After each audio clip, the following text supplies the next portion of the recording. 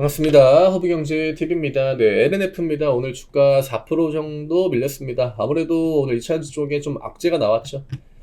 뭐 친환경적으로 악재가 나왔다라기보다는 오늘 뭐 다들 보셨겠지만 IRA 폐지야 뭐 지금 주가에 반영이 돼 있다라고 볼 수 있고, 다만 이제 배터리 소재의 관세를 검토한다.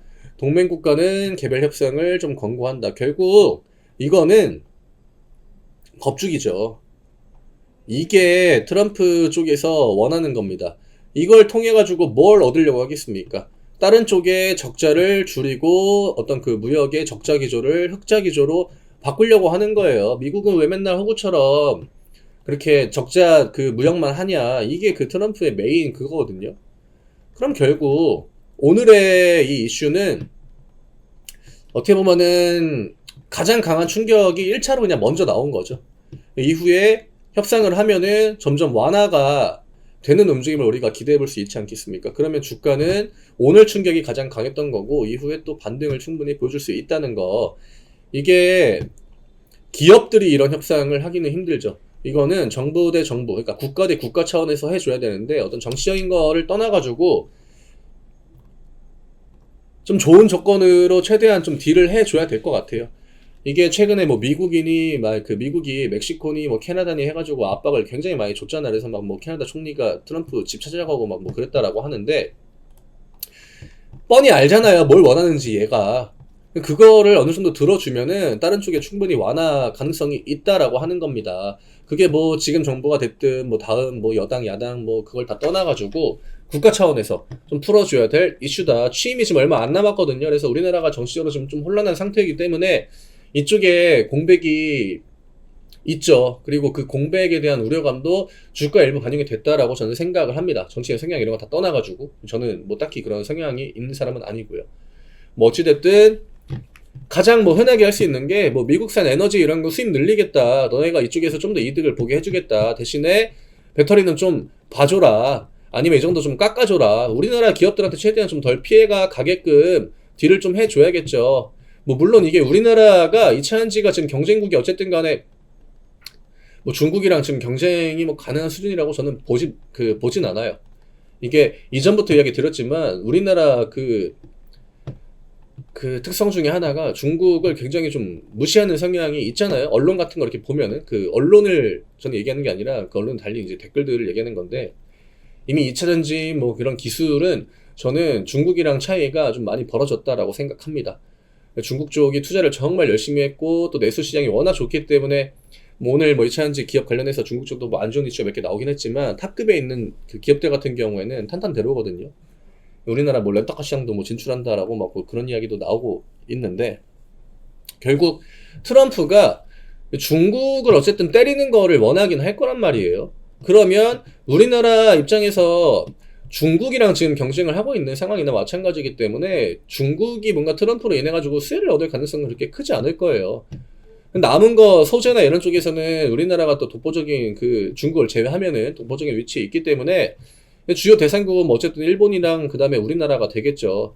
이걸 통해 가지고 원하는 카드를 얻으려고 하는 겁니다. 배터리 소재 해가지고 뭐 그 해당되는 기업 그 국가가 몇 개나 되겠습니까? 그렇죠?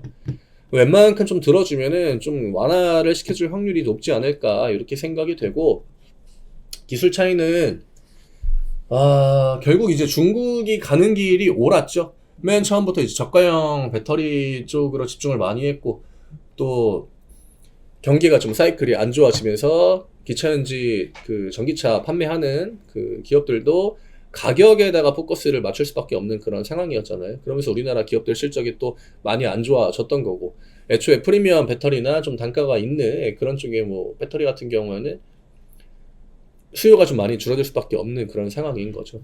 저는 그런 것도 좀 줄어들어야 될 것 같아요. 아직도 뭐 중국산 배터리 뭐 불나고 뭐 이런 거는 굉장히 좀, 물론 뭐 그런 사례들도 있지만 우리나라 배터리는 뭐 불 안 납니까? 우리나라 배터리도 불난 사례들이 굉장히 많았죠. 중국을 치켜 세우는 게 아니라 이런 현실을 직시해야 격차가 더 안 벌어집니다. 지금 반도체 뭐 디램 같은 경우에도 결국 지금 디램 가격이 떨어지는 가장 큰 이유 중에 하나가 중국이 이제, 물론 아직 반도체 쪽에서는 기술력의 차이가 있긴 하지만 그 디램 쪽에서는 굉장히 격차를 많이 좁혔거든요. 그러니까 디램 시장 안으로 중국이 저가 형태로 들어와 버리니까 가격 이게 밸런스가 안 맞아 버리기 시작하는 겁니다. 그러면서 우리나라 지금 반도체 기업들이 굉장히 큰 어려움을 갖고 있는 거고, 하이닉스야 뭐 HBM으로 벌고 있지만 삼전, 하이닉스 둘 다 이제 디램 매출 비중이 굉장히 크단 말이죠.